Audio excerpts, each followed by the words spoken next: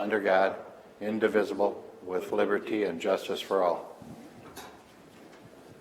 Please join us in a moment of silence.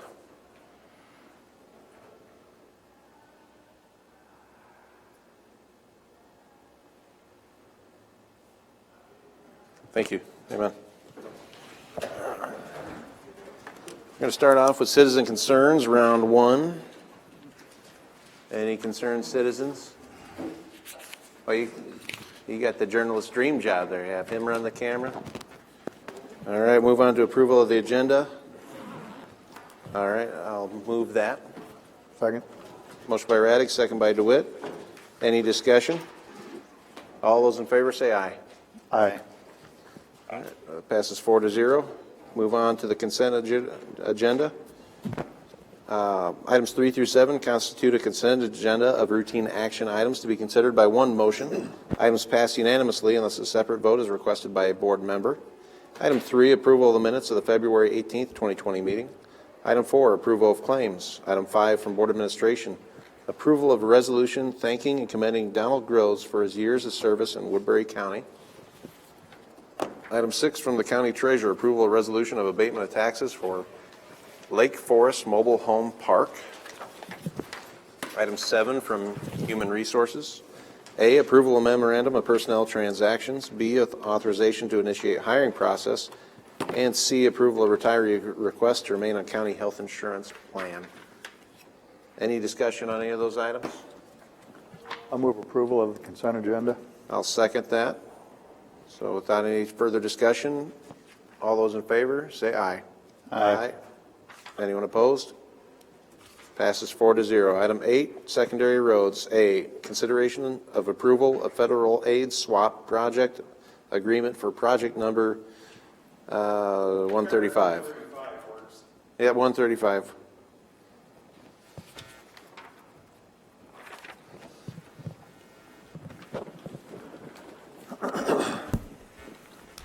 Yeah, usually just referring to these by parent number is better than spelling out all of those attached. Well, I would have just abbreviated this bro swap CO97, right?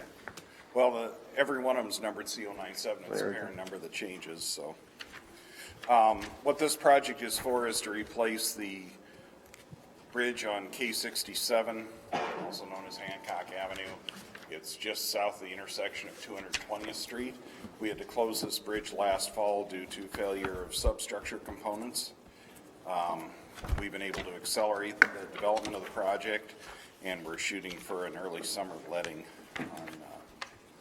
on the project. First part is signature of the county supervisors and county auditor attesting to that, and I recommend approval of the agreement. I will move that. Second. Motion by Raddick, second by DeWitt. Any discussion? This is a 80-20. No, actually, under the new rules of the substitution of state money for federal aid money, we can use 100% swap money for the project. So this doesn't involve any money coming out of our farm to market program. Sweet. Any other discussion? All those in favor say aye. Aye. Anyone opposed? That passes 4-0. Item B, approve plans for letting for bridge replacement project 135. I will move that. Second. Motion by Raddick, second by DeWitt. Any further discussion? Just one spot. If you'll recall, I asked you to sign the set of plans a couple of weeks ago. Sure. We had a planned turn-in date of February 28th, so we had to have them in before the board met as a body again. Ben didn't realize when he was putting the agenda together 2 weeks ago that you weren't going to be here on the 25th. So. All right, all those in favor say aye. Aye. Aye. Anyone opposed? Aye. Passes 4-0. Thank you very much. You bet. Thank you. And item 9, this is something I discussed bringing back to the board to get to a 2% budget. This is just as for information right now. So I guess if there was any questions regarding any of the adjustments,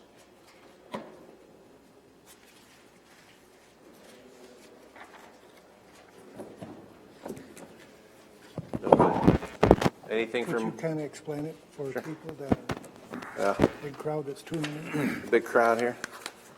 Well, a couple areas it was utilizing revenue more consistent with what we've been taking in. So it's a couple of increases in revenue. Dan, sorry, but again, I said I'd throw that back on there as not adding the naturalist position. I don't have the full list in front of me. What am I missing there? This one? Yeah. I got nothing here. Using a little bit of gaming revenue to offset in rural basic and general basic. And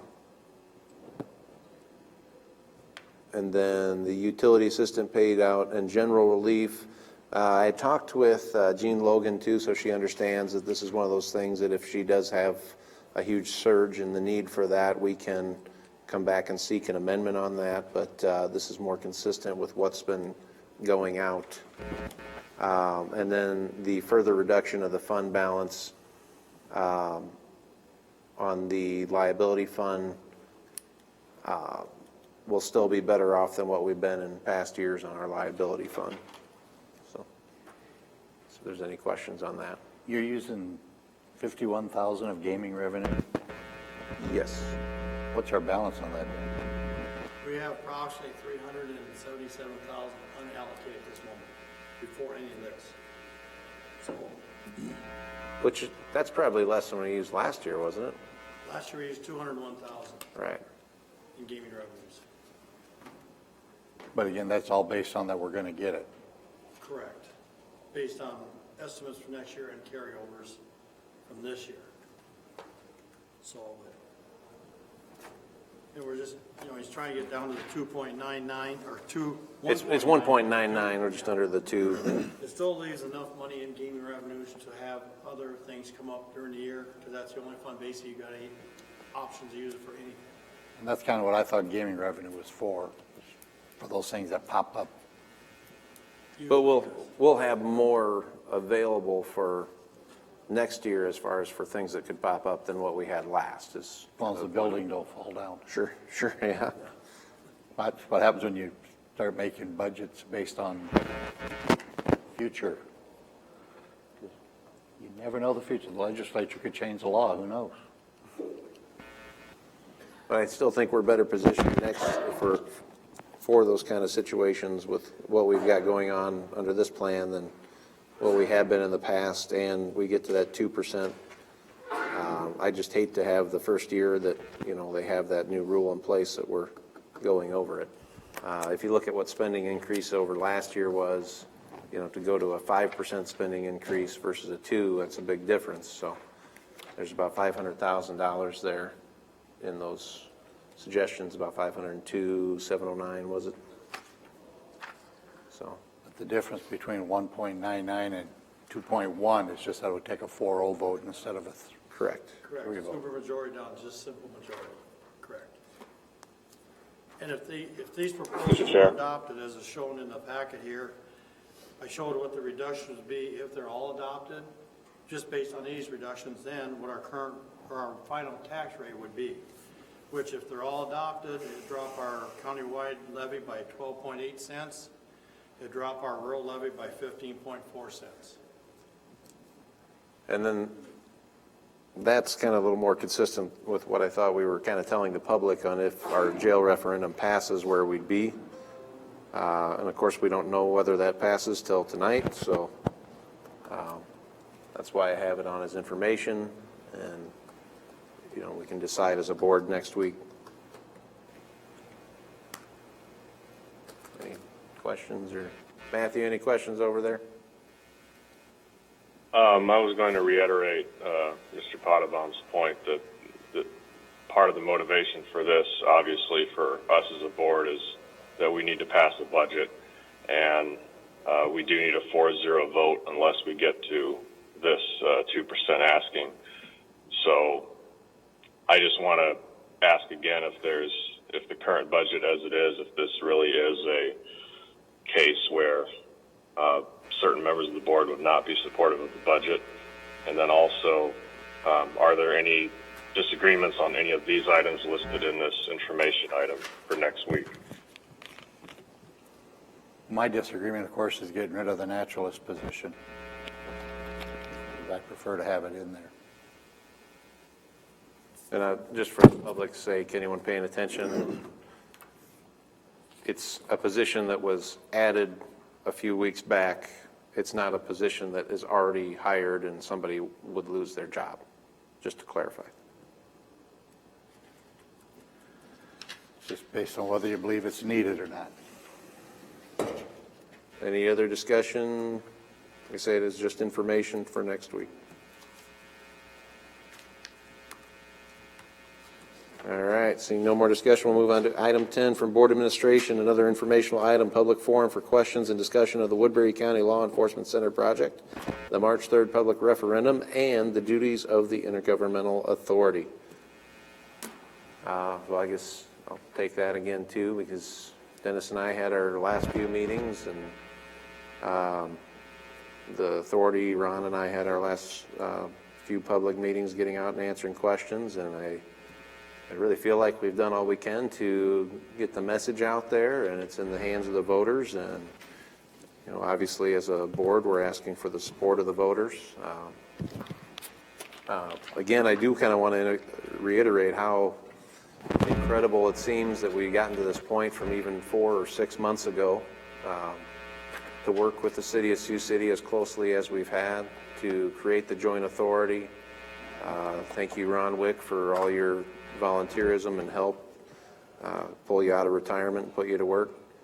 I really appreciate the help of all the councils that had us for their public meetings, and I really want to help. Appreciate the Sioux City Council for signing on with us and working on that joint authority project. It's the largest of its kind in the state of Iowa in its history, and if this goes through, I think it's really going to be a little historic moment here in Woodbury County.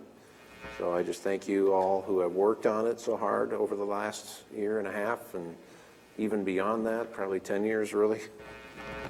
I really appreciate all the help to get to this point, so thank you. Anybody else? Nope, just looking forward to the results tonight. I'm optimistic, and again, Mr. Wick has done an enormous amount of work. He's a firebrand. That guy is going constantly on this project, so we could not have enlisted a better person for that task, I believe. So kudos to your dad. Anything from Singapore? No, Mr. Acting Chair. Anything from the audience? I know they always have a lot of questions. Oh yeah, he's got the 4 o'clock total for number of votes. I don't want to steal your thunder. Actually, I was just looking at the numbers. I added the absentee that we did count so far. So far, the number of voters we've had is 5,880 voters, which puts us over 10%, which is a better turnout than I expected. So that's a good thing.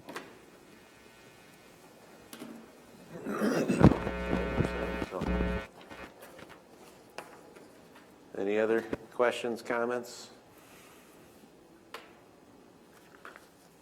Again, thank you to everybody involved, and we will see where we're at tonight. Reports on committee meetings. Start to my right. Go ahead.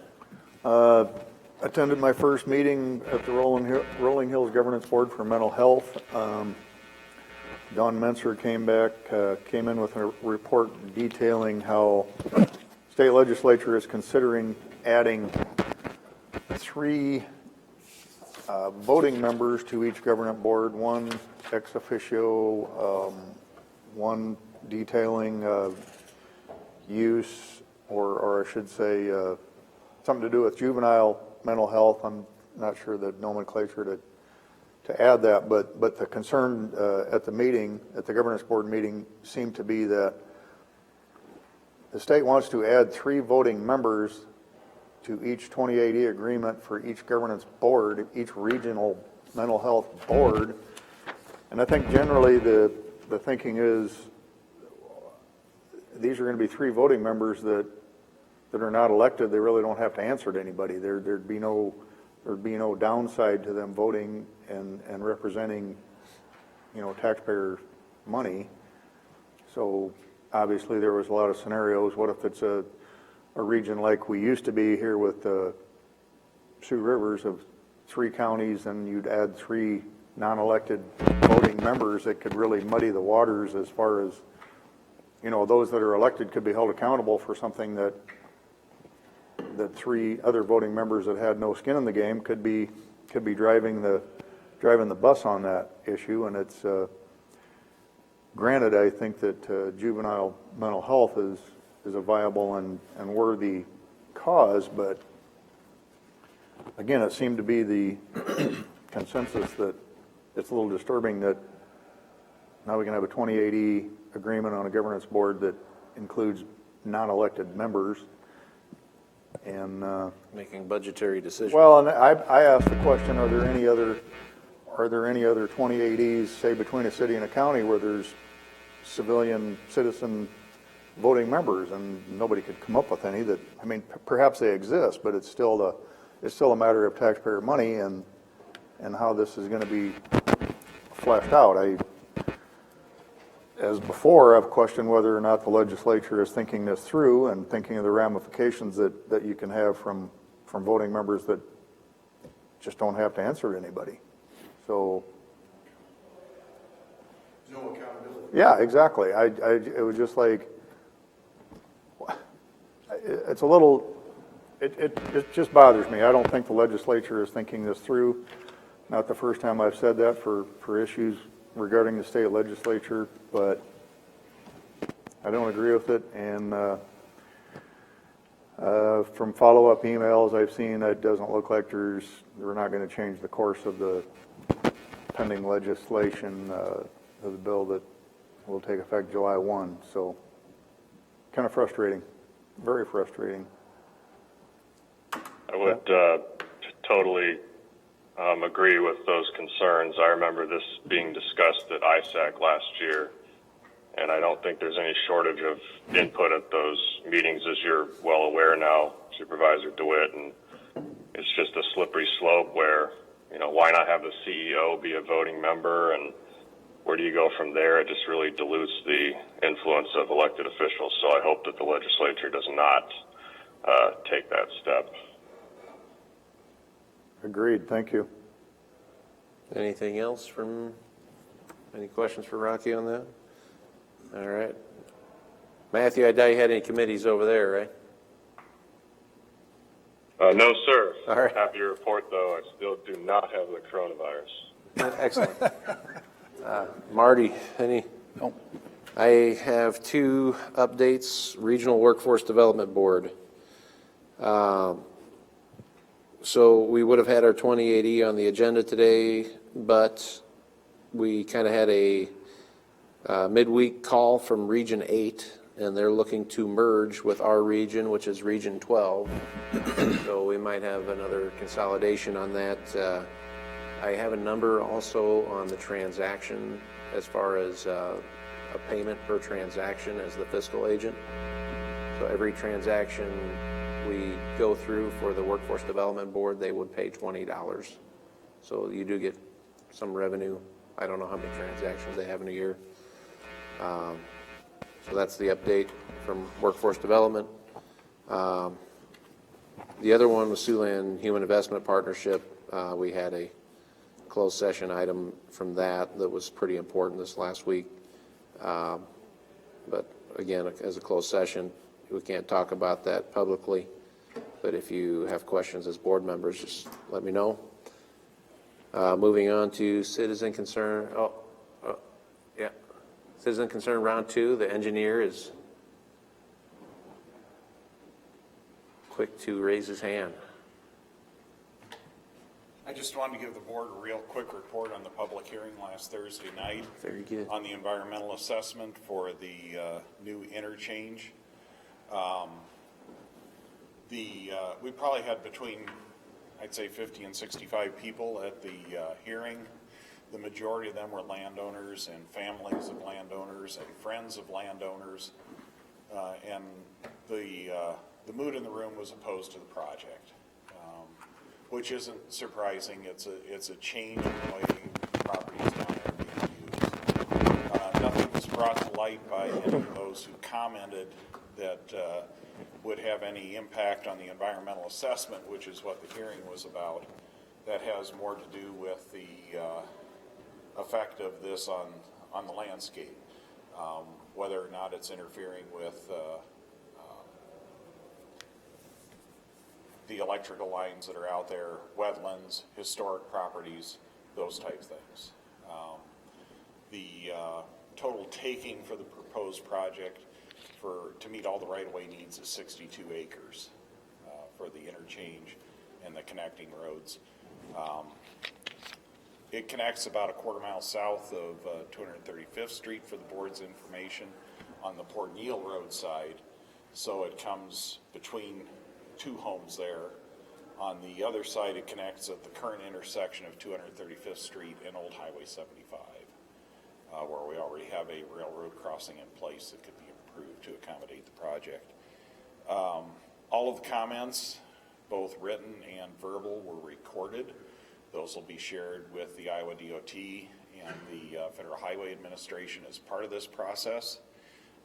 People can submit comments to me. I'm the point of contact for this until March 9th. At that point, all the comments will be sent on with the environmental assessment to Iowa DOT and Federal Highway Administration for further approvals. Once the environmental assessment has its final approval, it comes back. The rest of the information for the interchange justification report is added to it, and then that goes to Federal Highway Administration for final up or down decision on their part. The final IJR showed that the two rest areas can remain in place. The operation of the new interchange will not interfere with their status out there. Is that a priority or not? The rest areas, the northbound rest area is one that's been discussed for removal. I wouldn't see why we need either of them, The honestly. southbound rest area is one of the most popular rest areas in the state, actually. Oh, why don't we just put a gas station up by the exit and they can stop there and spend their money and Oh, we have a couple of those up Instead of the north state at getting it. Singing Hills and a couple more at the airport interchange, but it depends. I like the rest areas where I can just pull off quickly, not feel obliged to buy something from the convenience store, get back in my car and go, but that's just me. Sure. I'm just thinking of, what gets more sales tax to the area. Yeah, we don't have pay toilets out there, That's right. That's true. Don't say that too loud. Don't say that too loud. But again, I guess many of the landowners expressed frustration. They would rather not see this project continue to be considered. One of the reasons that we're going through this process is if this location is approved, we have 3 years to begin to develop it. The study remains in full effect for that 3-year period. So it can either be undertaken immediately, or we can take a little more time to assess whether growth is occurring down there that would lead us toward a decision to put the rest area in place. But one of the big considerations is between the planning, the approvals from Federal Highway, and then actually going out, designing the project, purchasing the right-of-way, and getting it to construction. We're looking at a 5 to 7 year process from today, when we had the hearing, or last week when we had the hearing, before we would have a operational interchange under the best circumstances. And this is one of the points we tried to make with the folks out there. No, we do not have any businesses that are targeting that area right now. But on the other hand, if we It would be don't plan utilized that, by CF, which is already there, and, it would be utilized by Gelita. right. It's a, Mid-American would use it for their fly ash operation. Sabre would likely choose to use this as well, rather than going back up to the airport interchange. It would be a much closer. so the industry there, that's already there, would utilize this interchange. Well, again, that's why we believe we have a very strong proposal that we're presenting to Federal Highway Administration for the project. But typically, you don't see the supporters come out for this project.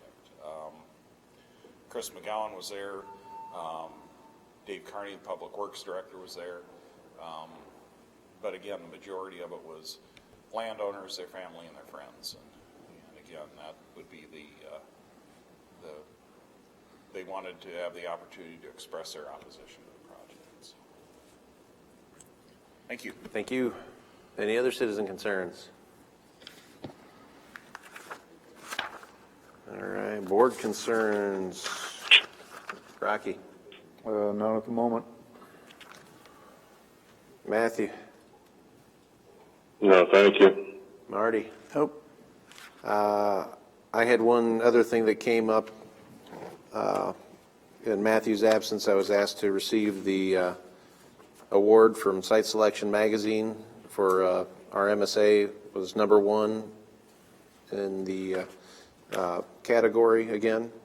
And so I went to the chamber event, and we have the new trophy up in the board office there if you'd like to see it with all the others, since we have won this a few times. But it's worth congratulating all those who have reinvested in our community, all those businesses. I do want to thank the chamber and initiative for their diligence in the city of Sioux City as well, for their diligence in reporting and getting those numbers to Site Selection Magazine that helps us win this award. And Rocky, you said you have something there? I just would like to congratulate Chairman Ung being elected to President of the Board of Directors for the Courthouse Foundation a little bit ago. So thanks for your participation in that. Wow. And Biggity dogs. It's amazing to have won that all the way from Singapore, but it was unanimous. That's incredible. wish That's you were here. Big well on our board and our community, and I just want to thank my wife for all of her support, and of course all the courthouse employees as well. Undying trust and pledge to devote my full. Okay, this isn't the Oscars. You can stop any moment. So with that, we're adjourned. Go have a sling.